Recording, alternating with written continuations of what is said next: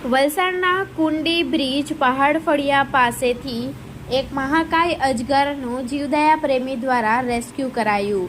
તારીખ 13 નવેમ્બર બુધવારના 9 કલાકની મળતી માહિતી મુજબ વલસાડ જિલ્લામાં અજગરો નીકળવાની બનાવો સામાન્ય બની ગયા છે, તેમજ હવે હાલ ખોરાકની શોધમાં અજગરો રહેણાંકવાળા વિસ્તારોમાં આવી પહોંચતા હોય છે। ત્યારે આજરોજ કુંડી બ્રિજ પાસે આવેલા પહાડ ફળિયામાં રહેતા કલ્પેશભાઈ પટેલના ઘર નજીક એક મહાકાય અજગર આવી પહોંચતા તેઓને નજરે પડતા ઘટનાની જાણ જીવદયા પ્રેમીને કરવામાં આવી હતી। કોલ મળતાની સાથે જ તાત્કાલિક જીવદયા પ્રેમી અને તેમના સભ્યો ઘટના સ્થળે પહોંચી ભારે જહેમત બાદ મહાકાય અજગરનો રેસ્ક્યુ કરી તેને જંગલવાળા વિસ્તારોમાં છોડવાની તજવીજ હાથ ધરવામાં આવી હતી।